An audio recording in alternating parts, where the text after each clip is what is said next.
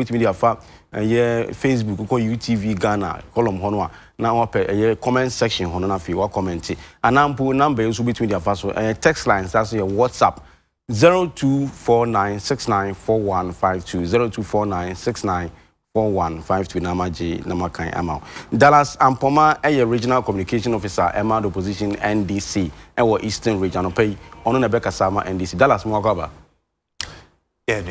bibia da ne kwa mu de ahode ho kakra so amamu no na enkoyie ahode wo kakra ahode no kwa nyi bibre za kakra nyame aye na famu de amade ache akade ni papa so amamu no enkoyie ntina me ne wo kasa meba mehwe omamfo a asum omano e wo kwan ho wo hwe Ghana fo a se bi wono hockey na otumi hockey se ko ton ande ni hockey no efiri eye anopa kosi anwumre obi oba na sika obetumi abosi wo se wa beton eno ye be ba ho hwe abenidi areho na sure say wow the topic by Dallas me da se oba mami kwame chairman kwame abonye Dallas nyamtre Kwame Abonye nso regional chairman Bono region ema ruling NPP Kwame Mwakaba no pay chairman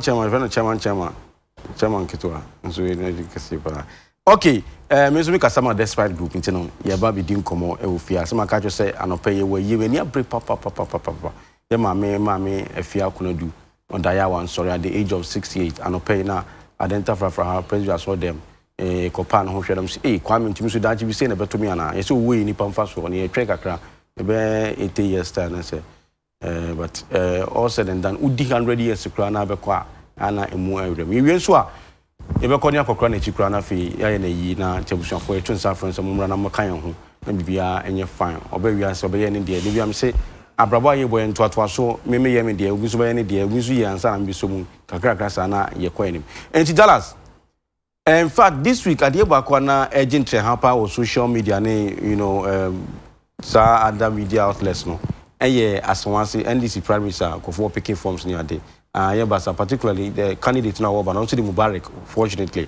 Unfortunately, say the incumbent member of parliament or Honorable Mubarak Muntaka, so a chief whip of parliament. Yeah. Minority chief whip. Okay. Okay, can you be see any Sebia? A bad DM Mubarak into me for form na. Ontimi ni investi akan sana ngofo kan anopa ni sameje mfia ka so in fact nsa ka sa petition no amudi nkoba ye in fact decision bi amayi e bi di hu nkomo sani esi koso mi anya ne foforo ma me esi wa MPP m esi wa NDC na nka msusu se sam be so aye du o Ghana kabima mi nka mi dwumedi ayi nyina nsa hwemu nka ye koye ni atra ho ade na still sa de ne koso amanyoko medase na sani na meka mano NC no oh there's a musa ni unya no mano eno na me ya no and specifically in Besenka ye specific with the topics no so because most of the times no say obi ofia people accuse me say tan me nche na even but I blame communicators no say the topic him me nkase me ni agro obi di agro ntumi we na fe na sanity pa na okaketo abi na ni nyina ya agro no so nti yen hye no so na fe yen santi yen ko straight na fe yen ko ani medase eno na me koi enkanne ye ba wodan yi mo no na me expect say ahokyira na mo man ni mu a Ghana fo nyina esu amanfo ete mpentenkwa oka ahokyira na amanfo ani atete fi se bre di kan wo Ghana bakose mu a ahokyira aba oman yi mu ne koma wo man yi mu no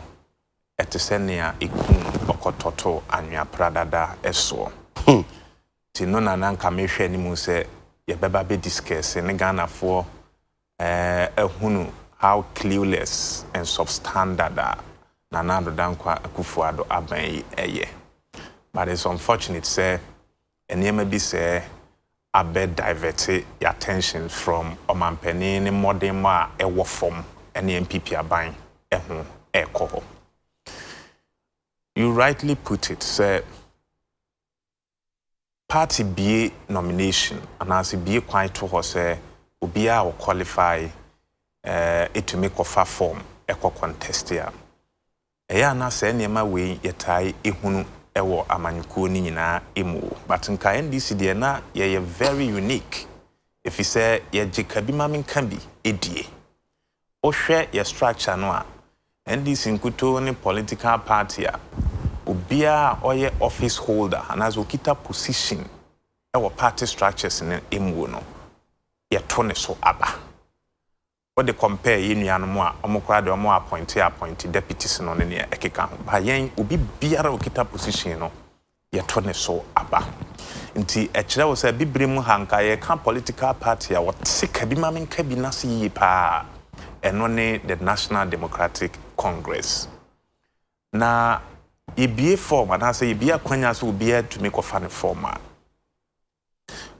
Yeah, the forms ne core constituencies and I say mpeswa no eswo na secretaries no and as a churchofo no a eda mpeswa no anoma political party no in this case NDC no omo na eton forms no de ma obi biara wa ye crado say obe ko akansi ni bi. In cases secretary no any ekwan wone ho no bi wa ye de ma party administrator say bi obi aba obenya kwanya na watobi edeko ni aye titi free asanwase ne se abrantie yi de no wanto free constituency office regional office nso se nya omo na omoton edema no eno na edisa bruha haye den eba but ani jesem a woman ne se abrantie ne nim party no structures nti me ne woka say wa chiro petition Odiabre national chairman and general secretary. Now I am told say general secretary in mobile nyame aduma next week normal be drew a year in crime. Ombeko party na so ye. Na petition abrantie no e de bae no. Omo adodo ma hwe se ne nsem a oka no.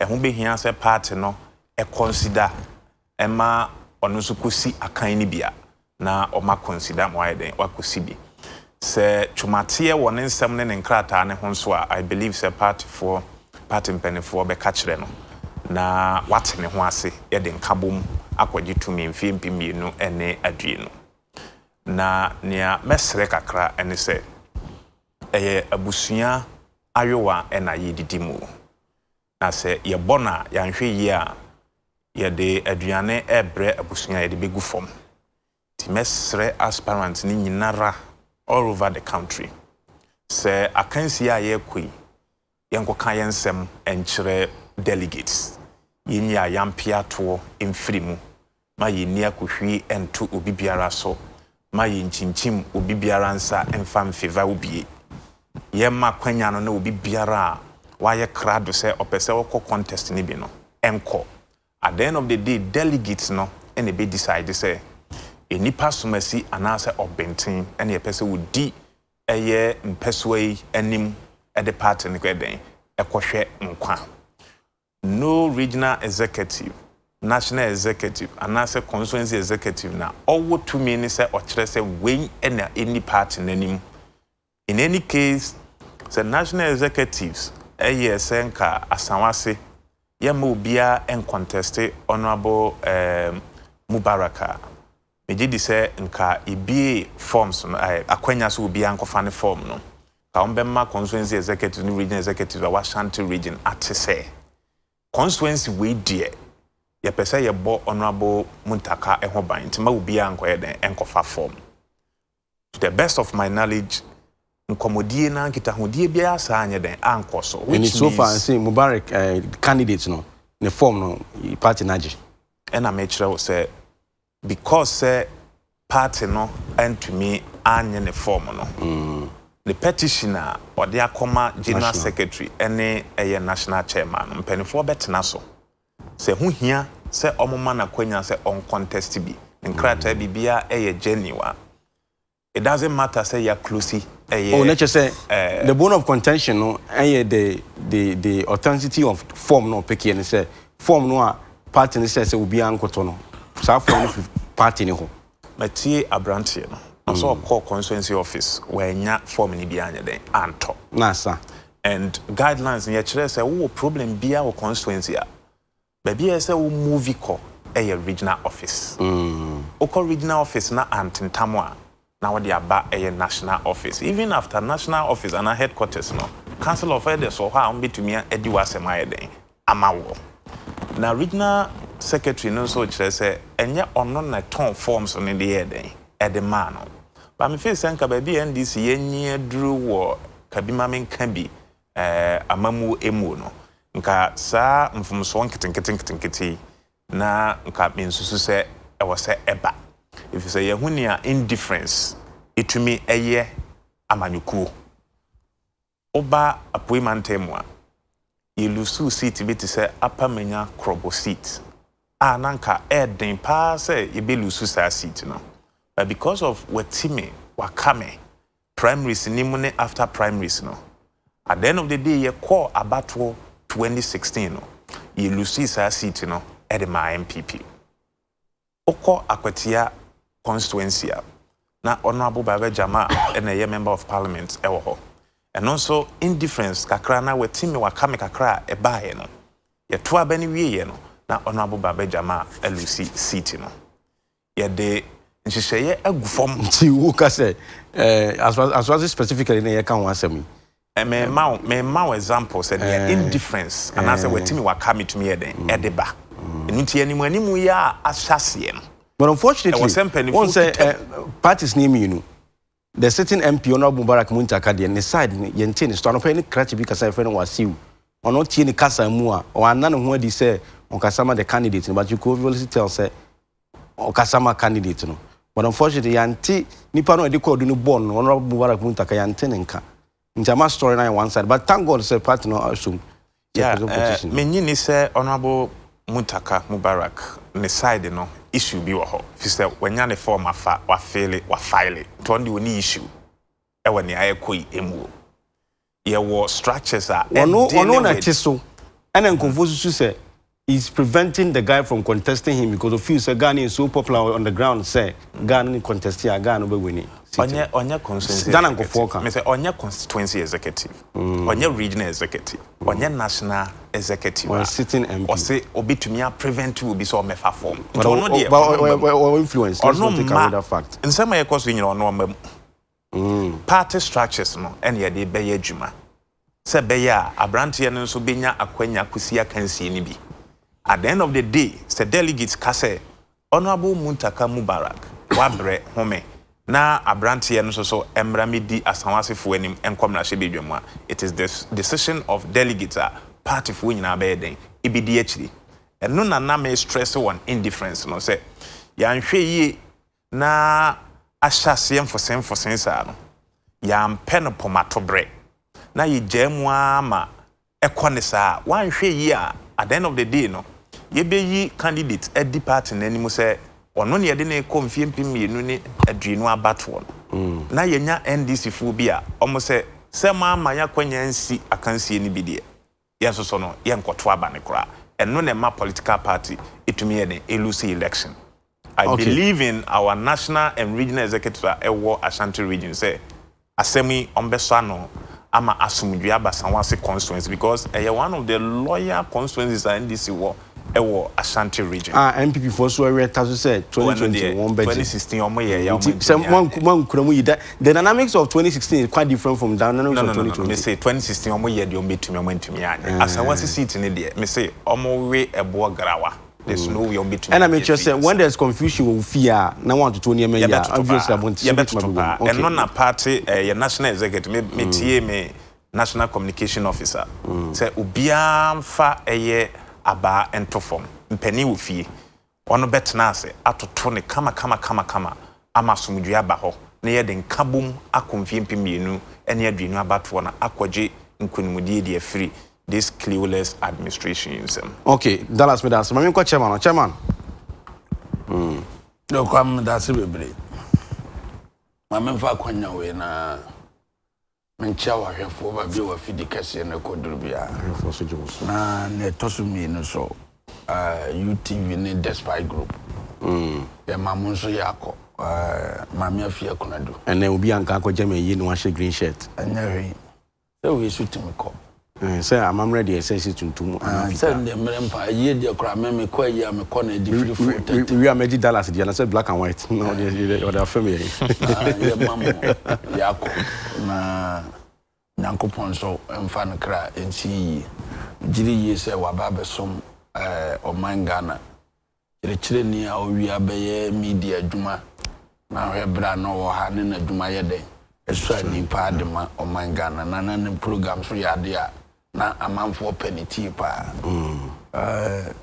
sɛdeɛ baayɛ no saa ne bɛkɔ no twerɛ konkono na kan ti obi firi mu saa na kyɛ sɛ ɛsɛ sɛ yɛbɔ mpaeɛ adigya no kwan kwa maka no saa wie no setting the record straight yɛnya kwanya na yɛkasa na yɛ create impression sɛ na amanfo bufa so amanfo yɛ hawking here and there ni se don mama wo na manfo emu mfa so nkonko ye do kwame sa so ase na nke ka ho asem pacho emere na wo de man wo ye ya try anti pacho do sikwa wo ma me tam na nam de be ye sa adwuma no o de ne mere na bi na ke kan sa anti me de me tam na be ka ho asem don mama wo honom no nim na Ghana fo sore anopa wo be sore no de man no de sikaba ene NDC complain sa ho kyerɛ wɔ Ghana emire bia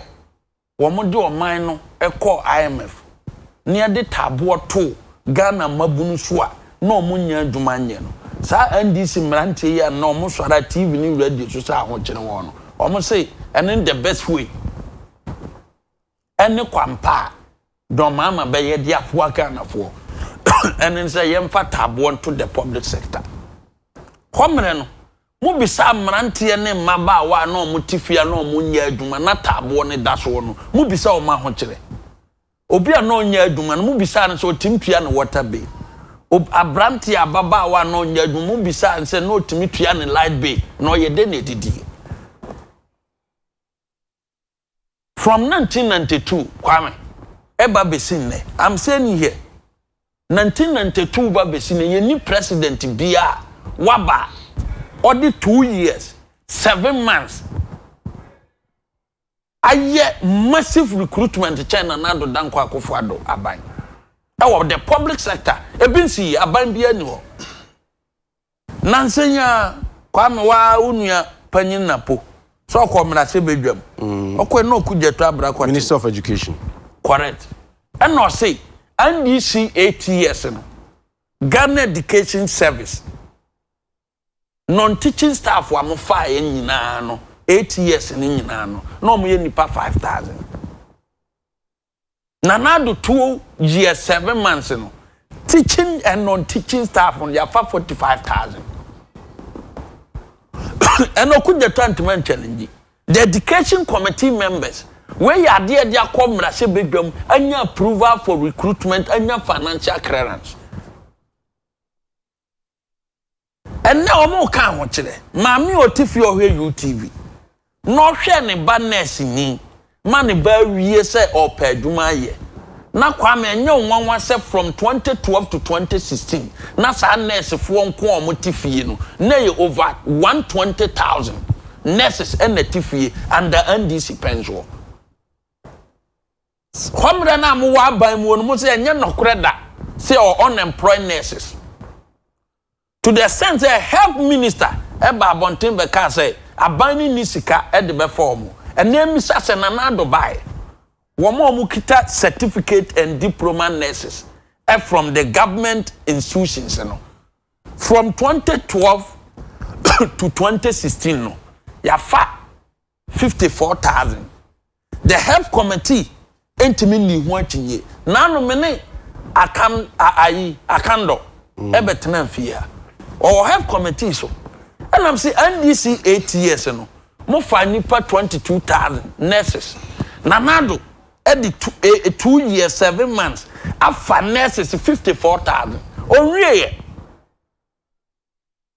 asa ankofo we nyina na mo tifie wo mo penso mo anya sika amfa wo mo ko bisa wo ma brabo no ma setena na ho kire wo ansana na anwa the recruitment ayi aba no the private and public nurses ebi ko Legon, ebi ko KUSC, ebi ko UCC, ekoye degree in nursing. Wo matena free from 2012 to 2016. Financial credence aba ye for mo adwuma. Mo pension no mo tifi wo matena fie, emfie mako enum. Mo bisa o ma ho kire no mo. Ne ya mbisa sa mrante no mo sore se ho kire aba Ghana o mo kan se. Mama wo so na adwuma ben na no mo ye. Ana na Dubai wa begu sa adwuma no. Monka omuntimi nkyira adwuma na omo ya anana Dubai sa adwuma no abo omo andisi fo a omo hwe de omo full soldiers omo hwe UTV wo hwe afa pen na sansem a me beka se ansi e wo doma ma pen so a na wa afa tu hu fo ne di kan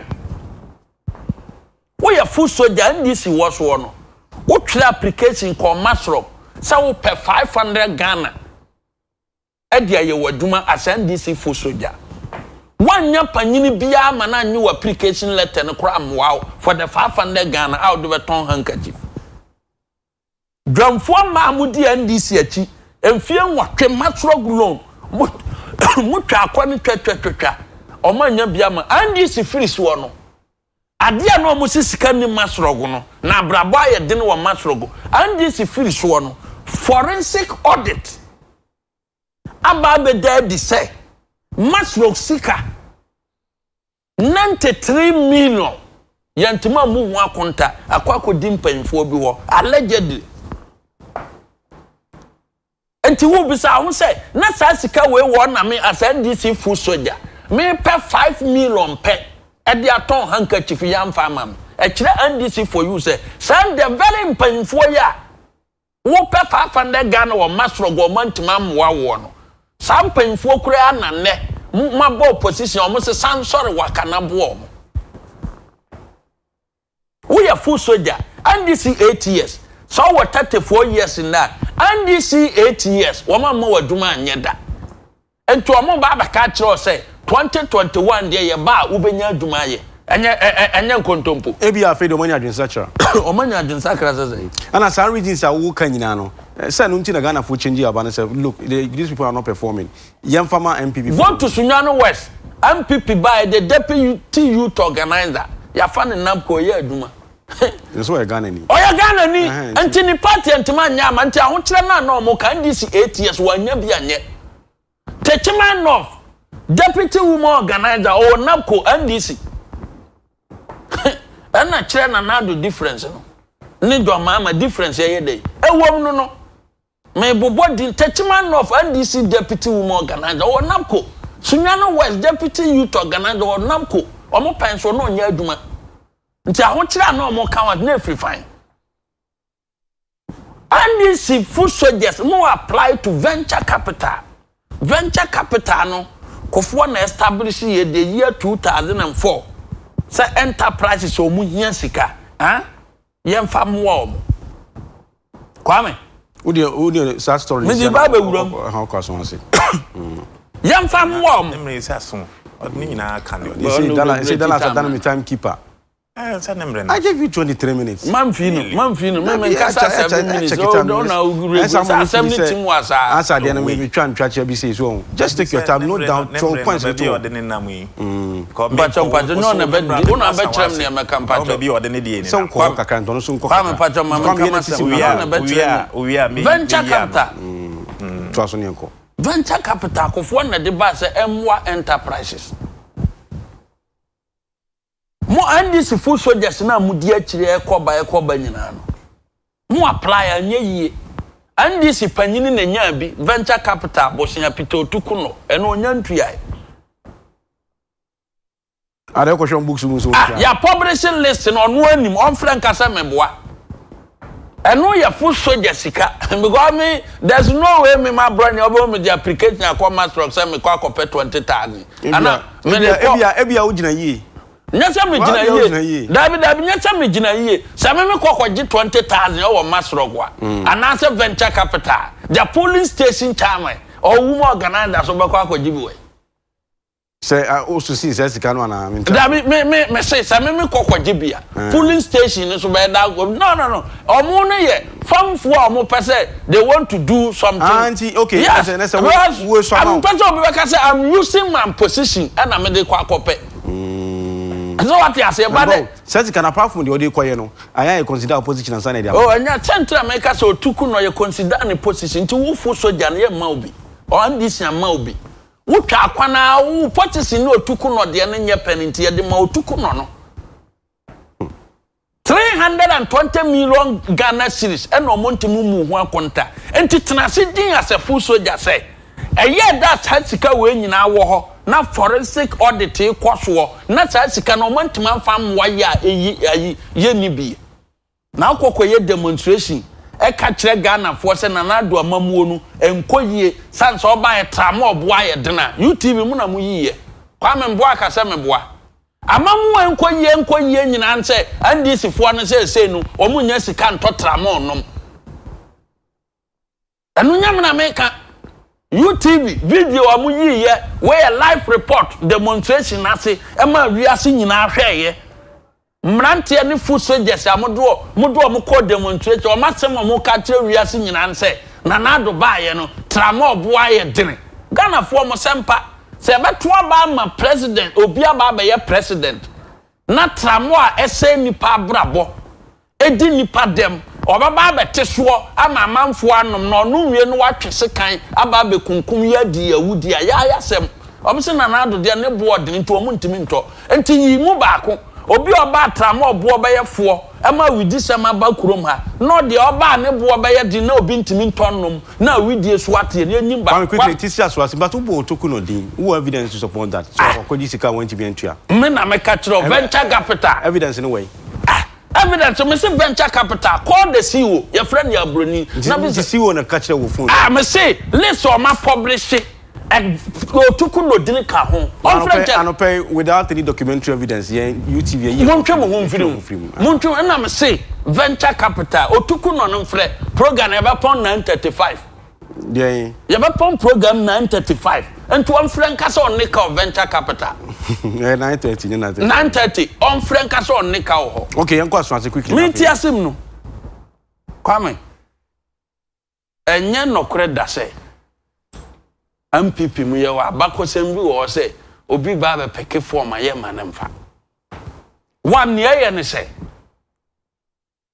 party ni no obi wo program your constitution naka apart from so obi be ko independent na no ne broni kan se for feature o membership no wa forfeit you ne part of the party ni bi no se dwumadie bi se ba ne se fa internal elections here.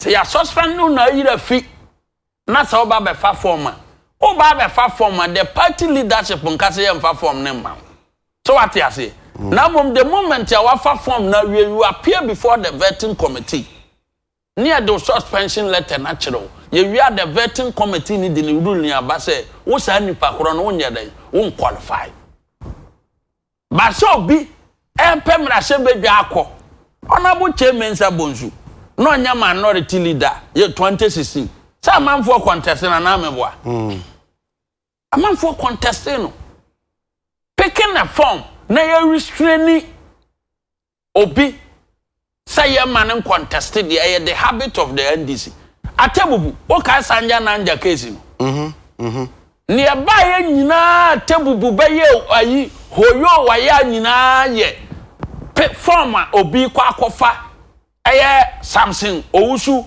Boateng, the DC chief executive. And that incident, I said, Dunkatia can play.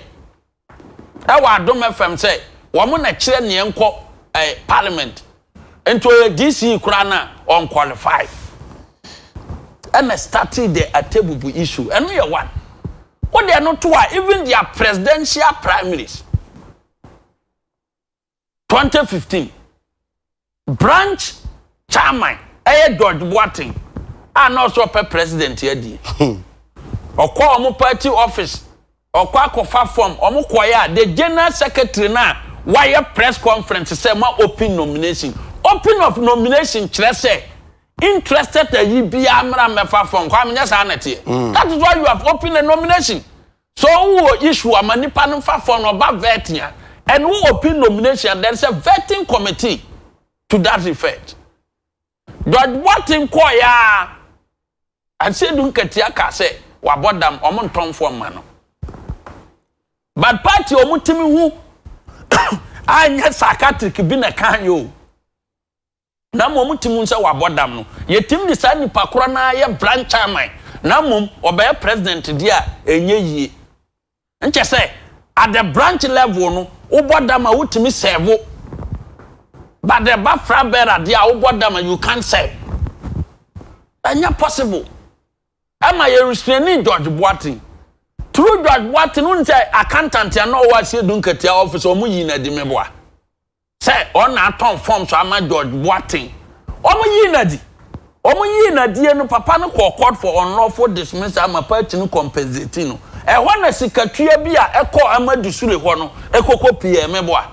Ama se dunkatia ba kire mu say omo internal elections sika na omo de man no. Ampa internal elections no hwa fundings na e baaye for EC for na omo ko George Wood committee na eno so sa sika koro ya fo so ampof ne kokan e bo sika omutu e 6 million Ghana cedis e kire se papa na nitro asawasi omo ena MPP dia ya we nchene grama kora ye ntimi wi na asawasi and dia ne opa bi aka if a party with 16,000 or so votes difference in the 2012 elections you know na difference no 30 minutes difference no aye be 16,000 meboa na party ni atima aba na me no ka say aba dress 6,000 7,000 ya tima cross gap no e di free 15,000 aba ma na baka we ya so ti ande nya obi ase ye nimi kwana ba fa so aye de aye campaign ti dia ba kwa bi so technically aye mu de ye de ye nka say ye de ni say ye de kwa ye campaign na mom say democracy ye practice ye no Rwanda kra de Rwanda for kra nye sa de Rwanda don't do that I don't use Rwanda as an example na say ne omo ye chen Rwanda suban Rwanda ukọ ayi ukro ya Iraq nom kra na democracy omo nche da anyin what also use Rwanda omo nyin tum sa na democracy kra ye nje dan practice ni Syria nom na ye mo bi nyese enya aduma o omukura no enye saade no okay kwame on ba hwem na obusuafo de message about my menje brain afa ena time no isua was it tell Abronye to keep quiet over there what have they done since they came to power he should come to the ground and see how people are suffering way free Meshak Asante on the free Aboso kind one so ne dia o de eba no LT and so edit the message aba was it kwame I like the way Abronye is speaking, but he should give us vivid evidence of whatever he's saying because you can't say things and then go scot-free without providing us with the needed environment of evidence. But for evidence okay. Okay, tell the NDC guy Ghanaians are not going to revisit the area where doing so with high electricity tariff that devastated our businesses and livelihoods again. He should note the days of using emotional appeals and campaign striking phrases to outwitch the unsuspecting Ghanaians for votes are gone. My regards to versatile Dr. Prince Ama Kabiesi from 2nd D. Also, greetings to you, my fellow Ghanaians. Have you heard about how people at Sefi never gives any attention to our former president in Tenoyode? Former president Abana, news. Oh, there be winning against one zone say. Walanyo Akwatia, the other by no say. It is sad how some young men who seek active roles in our politics are trampling over which such naked disregard. The sabotage occasion to Mubarak Masaudu by some party executives in their Swansea constituency. What is John Mahama and co who are deafening silence on what is going on in our Swansea constituency? Very shameful to say the least. This hypocrisy by the NDC must stop. If it is another political party, they will be screaming, shouting on top of their voices, saying someone has no respect for democracy and rule of law. Walanyo Edifri Akwatiane de Odeban. Okay, Dallas. Okay. Mesre. Say we are national. Dallas I try na ma su kakra ma me. We are national television. Say me atia musa no me nyade. We are national television. Na sebe suban bi say obetena TV so a o make allegations. Tia amanfo abrabo a omo abuild over the years no. Wabo trimu pose with the 2 seconds ebe say no. Onsemo a wo kanzo o kan without evidence. Era you make baseless allegations saying no. Etwam. Ebi ni dey baseless allegations. Say utukona kwajisika untua ene ne yekeka evidence men or the ma omenia. Nsen tia ya twe ho free mu no. It's unfortunate, and you must not allow him to be making such comments on your program. It's a man for 8 years. Peter Otokuno, you are trying to say your phone number now. Number no I busy and Peter Otokuno be him one friend and say yes about clarification be e wo fidie so no pay. Mo ya de ntem pem it say abronye editra we will find out from Otokuno himself. Mo friend ntem pem asem nimdie 8 year programming. Tie best say tangentials be saying makwan mani nsem bi say okeka and no bofo aka say no tangentials ma ho kwan ma onye yes anima we radio so now you see Ghana for soon ahokyere if you say John Dramani Mahama Breso no o create the neighboring environment Emma Ghana for mo ton ane ye to businesses na enini I know the okasa technically akwa ka say Ghana for Tony to under is ranga 2 year 2 tier no. Very simple. I mean, and the okasa no nya. Ghana for ensemo mo kabra John Dramani Mahama His Excellency and nam Western North no. What be? Ono se ono den nsemo de ana nado dankwa kufu ado be ka kire wo mo no. Ene to aba. Na nya se na wote so no wonye bi.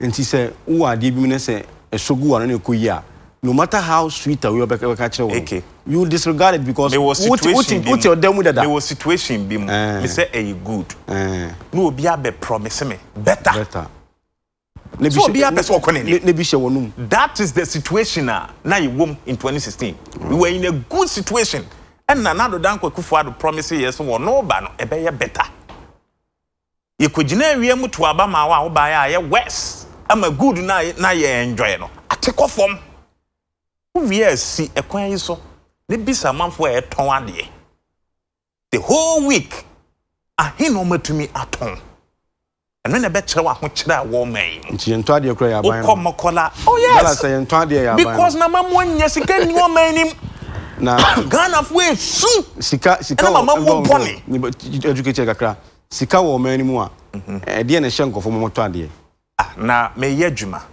na itua meka enema bo nko soro because me to we one Ghana under John Mahama na Nado Dankwa Kufuor ado aba na me turn 2 cedis na me kita the same market here be 500 Ghana cedis ma bra bo be situation ye wo mu no John Mahama with 47 billion Ghana cedis pempuntu nyuma wo ye wo man mu circle interchange Ridge Hospital Terminal 3 Kotoka International Airport Oko Kumasi Airport expansion Oko eye Tamale International Airport Shakwain chip centers hospitals a we see e wo man mu ema mpuntudwuma o tupeti o man mu nyina se be o man ne be gina ne na so aban yi bayi wa sika aba ne nsam nko aye 209.5 billion Ghana cedis ayebusi ana sika aba ne generated fund internally generated revenues 113.5 billion Ghana cedis and aba ban yi nsam onya 3 years grants nko a wanya no 3.7 billion Ghana cedis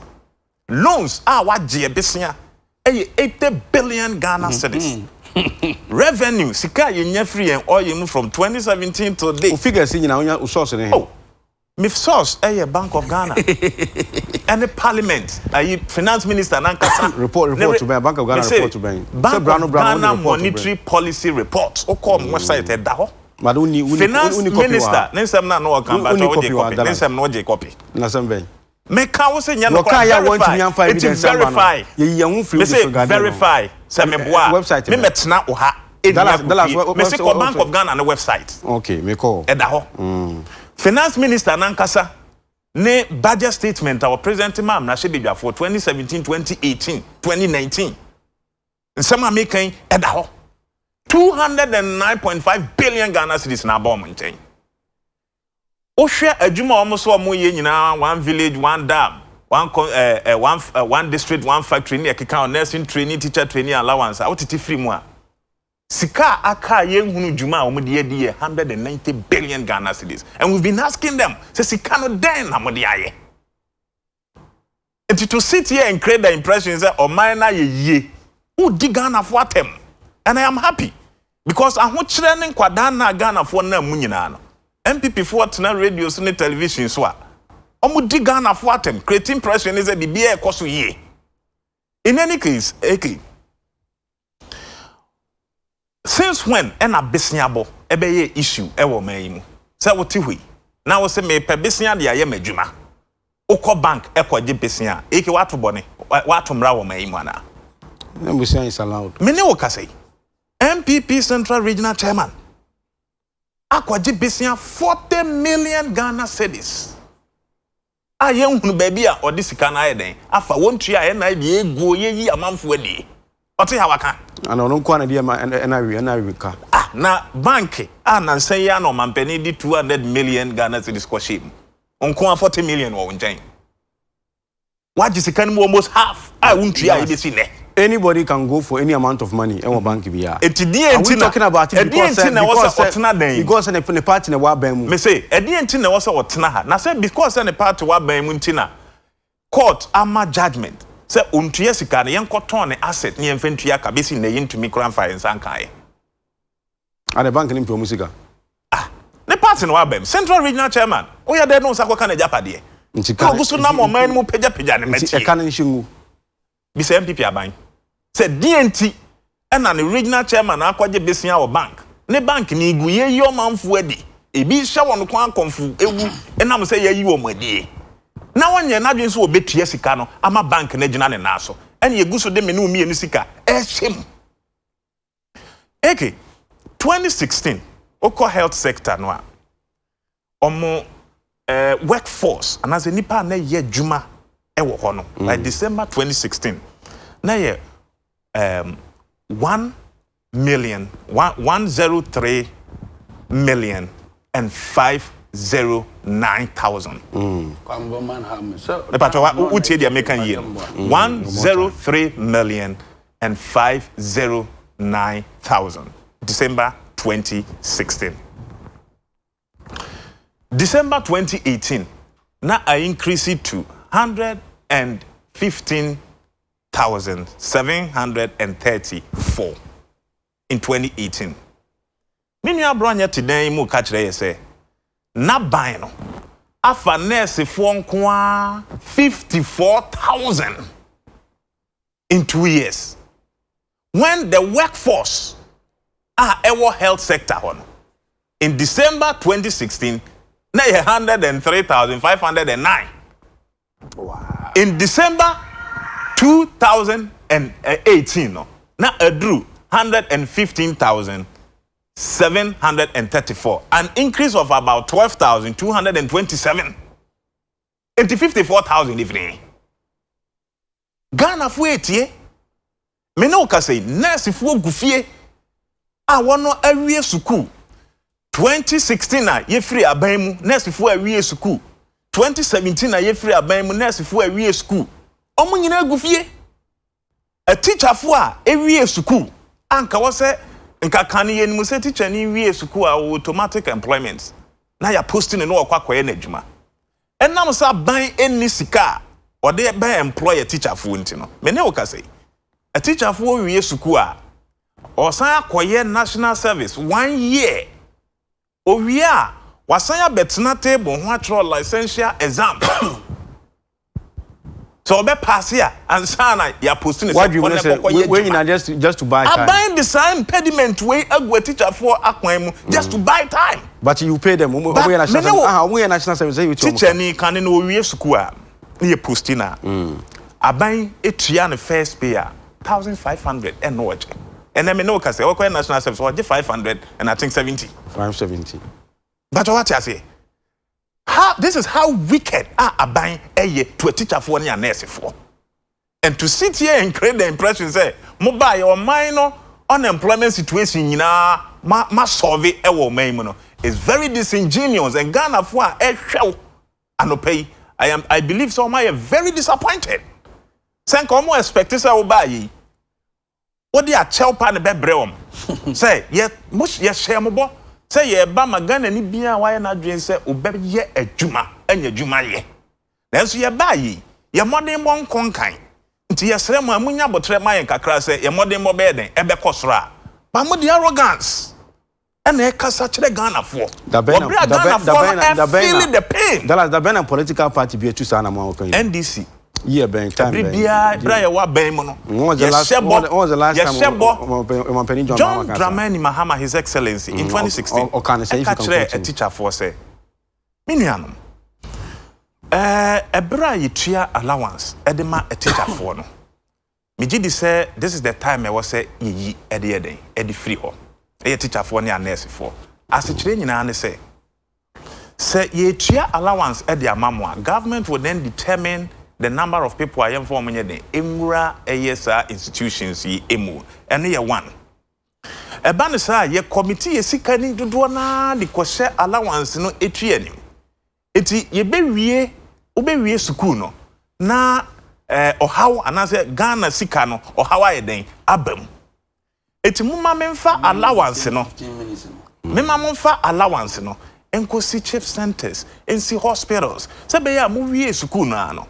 You bet to me, I employ mo mwenya facilities are made. Mo be koye adwuma wom. Don't forget say, aban ye research. And who say, Oberhe no hospital bi owa wo hia human resource be 50.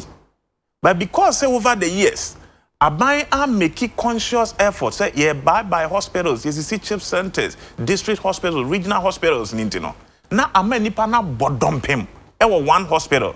Enti adwuma nka nipa dubeye no obehwe ni nipa duenu ye den eye nti wodi wano esi no sana John Dramani Mahama ban enhyehyeye senka beya sa nurse fo ne teacher fo a wano wie school yi nyina no onu wie a ye be post wom no makonya adwuma ye den aye but as this na no dan kwaku fo ado ka kire wom say don't worry me de me ba me employ mo me sans me tia allowance no ama mo wo bra mo wo school me no ka say Makama chose from 2016 basis I so what you wanna me say kwane ko biso it me come 6 months but say ba it me come 6 months and a quota system na allowance no e de ba no wasa de aba okay Dallas me da say mama no sin enya fe it say ne enipa 2000 e betumi akọ k nursing training na because aban regulate goes what tia nursing training allowance into was teacher training allowance. No, nursing training allowance. Was more for 1,000. Now, 1,000 akano. Etifie. Wanya afe no besan aba no. Ne bia nyem. That is how I'm telling you. Yes, bonsam pe juma ma nsa e ne adwuma. Anyway, mama can message me na fe. Dallas, thank you. Dallas, good morning. Good morning, bro Kwame. I don't know why the MPP is not accepting the hardship in this country and work on it, but rather mocking the ordinary Ghanaian who is feeling the hardship. Tell my brother Abronye to be fair to Ghanaians. Surely they have to account for the money they borrowed. We, the floating voters, are watching 2020 election carefully. Will be measured by what NDC did and what NPP has done. Thanks. Skito from Teshi, the tough friend of Sea Lady. Well, say good morning, Kwame. When will NDC speak to facts and stop the emotional blackmail? Ghanaians don't have short memories, but remember vividly the economic hardship the NDC put us through. Nana and Baumia are clearing the mess whilst making sure that the economy is put on a sound footing. My regards to Honorable Ernest Kumi of Akotia constituency and Chairman Abronye as well. I'll do the last one. Good morning, Bro Kwame. I think what your brother said is right. Which of my brothers? I do support him. Honestly, I think Ghanaians are wise now. If I remember John Dramani Mahama's NDC era, how Ghanaians suffered, I'm surprised. They think they can come again. Ghana for should maintain a Kufado and then go ahead to make Ghana a bigger place to live. Monkey from Shaman. Chairman. But I say, Nana Dubai, a Bosnian Kwai 219 billion. Oko where a Bank of Ghana website in Wonsaka. I think be Lodi. That's it. And we a Friday.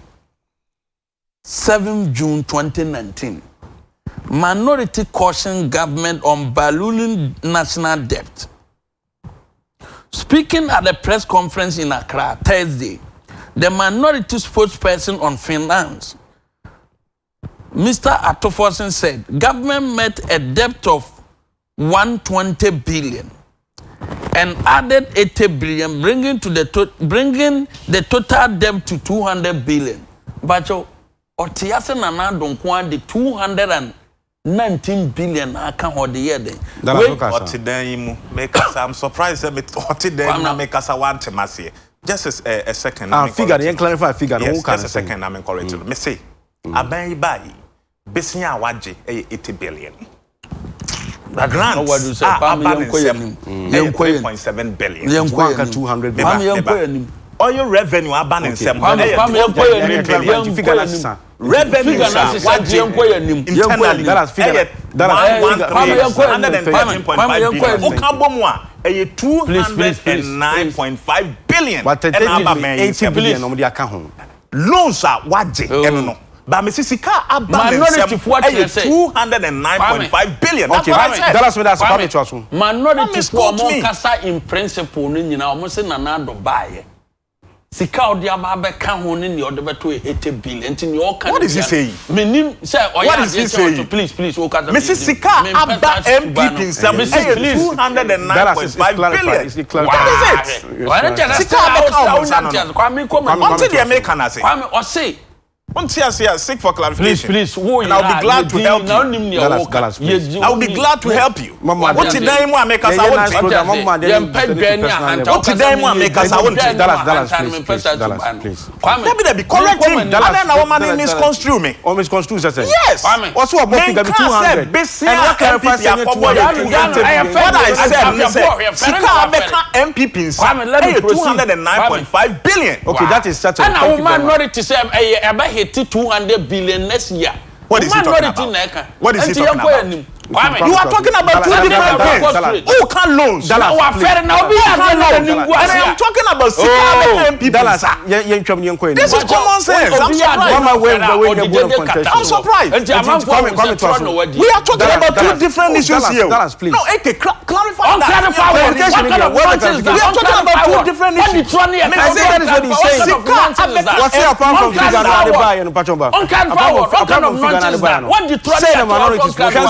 because of you don't know what he's using nonsense. To talk. What are you think you're human than anybody here? I don't want that kind of nonsense. No. Dallas. I need to expose you. Expose me with this ignorance. Stop it. You are exposing your ignorance and arrogance. Control him. You are exposing your arrogance. You are exposing your arrogance and ignorance. Ignorance like you. Message way Africa was everything these politicians speak is a lie, and they're going to give us based on the valid evidence they have. So we should ignore them. We don't have to listen to them. Also, do you know that the only party who cares much about Ghanaians is NDC?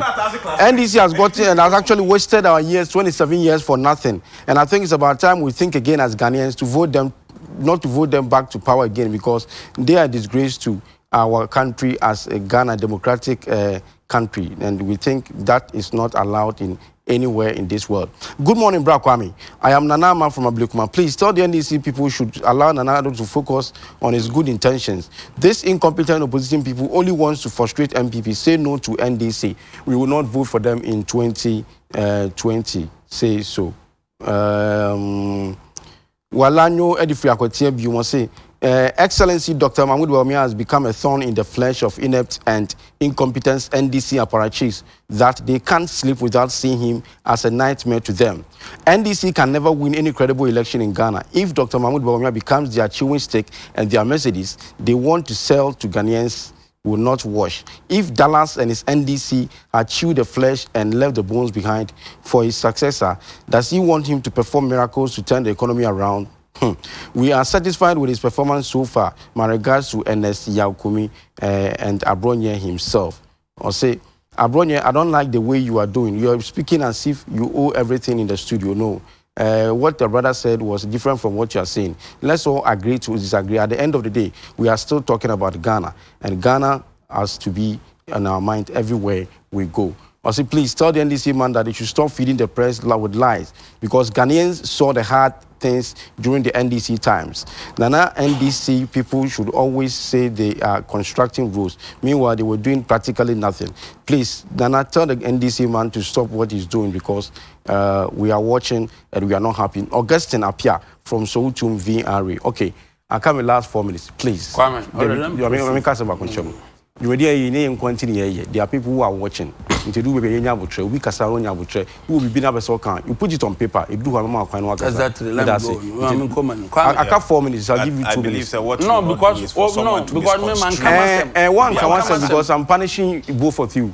Oh, then you are not being fair. Woman, 15 minutes. And then this was not being fair. Let me go and let me proceed, because okay, say Mama you sue 47 billion. Edi sisi ni hospitals ni ayi nyina. Me no ka say bo phone no so. Government present 2009 financial estimate. Ghanaian time 13th November 2008.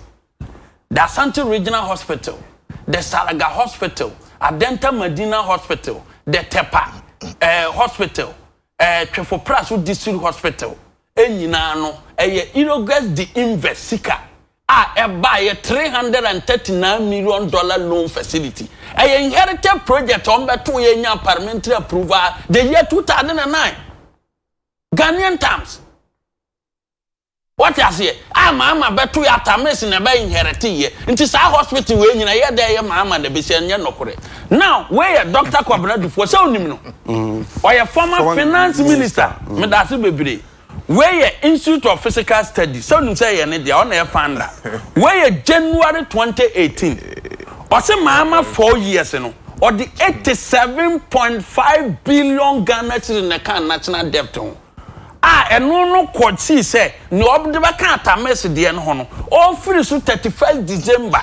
Ebana no now on mine debt 122 billion and 220 billion. What is in two Babatana no Casse and 47 billion disputable figure you bring it out quickly, right. And then you quote your source. Right. It's very important. What does it mean? Kwabena before Nekitami was a mama 4 years. Kwabena before year NDC former finance minister. Mama 4 years was here 87.5 billion Ghana cedis. Now NDC Sasika Wenino Aba. Sika osomu na no mo ye demonstration o man kase na na duntua contractors ka contractors ka wonu say date back 2012 to 2016 nsane we am penyin say party be free so a wo ba e kaka ho ani je ka wo ya all those things and na mo say mo di 87.5 billion aye mpuntu djuma sa djuma na mo say mo ye contractors ya o mo certificate aye ready. Date back 2012 to 2016. Adana says man fund omuka. It means that sika we 87.5 billion Ghana cedi be di mo na moment to contract sika. This is a fact. Because mo am say na don tua contract sika. Mo na mo ka and mama na ka say na do ba. Na do ka say obetua contract sika. Wan tua ka. Oba wabadia onte na chese openso no contractors ya aduma wontu omoka and contractors ya na omo ye demonstration on Adom FM wo mo agitum say Canada from 2012 to 2016 omo ko ho na ko kasa yo wo mo gitum say from 2012 to 2016 na do ba 2017 contractors ka watua be 45% in 2 years 7 months. And here that 87.5 billion man fan piaka 87.5 billion no your friend saying I'm fine duma wo mujitum say ana nurse for ono ademeti wo fi that money cannot be accounted for ya account ni say obi ya aduma no ya piaka and what is schools were yesie na na do asi schools were yesie come please but it's me time ni bia because woman 15 minutes and na me time na so na chi menye ye because obi na interjective program na and the rules of the game the rules of the game so be kasa onye din. Dallas. What you say school so aya bayesi e be ye Jakubo senior high. Ukwa wu. Brekum senior high. Ukwa wu. Please, it's my list what pen na fufura. David me oso ohun ya me ka kire no. E school so yesi. Okay, Dallas. Be say duma ya yamfo agrin kan yesi bi. Kwame thank you very much. Dallas. Manchester senior high. Kwame Nana Dubai school so Kwame me that account for 190 billion Dallas. Any baby I'm Drew. Okay. On me key allegation be about Peter Abuamo Chikono, your deputy general secretary. Yes, your friend Nipan. Nipa Koje.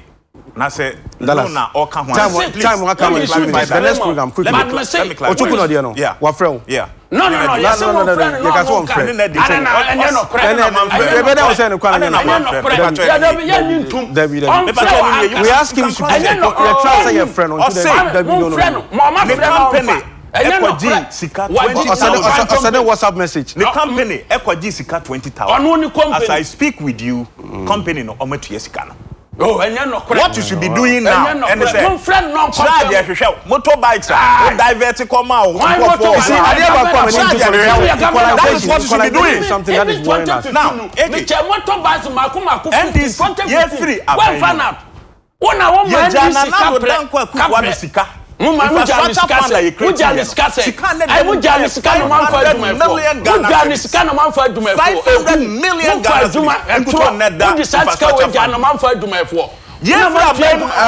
Unfortunately, for your brain, I brain, Hana, Doctor set up here who will help you to a child clinic with them. Thank you very much. Thank you very much. I was your phone. Come on, you then I say, Ubia, I didn't do a banner for your castle. Come up. Mata dear Semi, I offer not in a second say, I'm a cordial fashion. Or cordial fashion for other Semi Atadi, come on. Or cordial fashion, said Brown, Pamatadia, or Bow, Bemo, or Pamatadia. Also, Pam Memane and Ma Eddie. For cordial fashion, I was 0243 829434. Or cordial fashion, I wish a branch here inside David House. On number 0243 829434. Yane Kwame Abronya or Bono a regional chairman, Emma NPP, and I feel Dallas Sampoman, so Ekasa, Emma NDC, our Eastern Region Fund, where a regional communication officer, it was also ABC.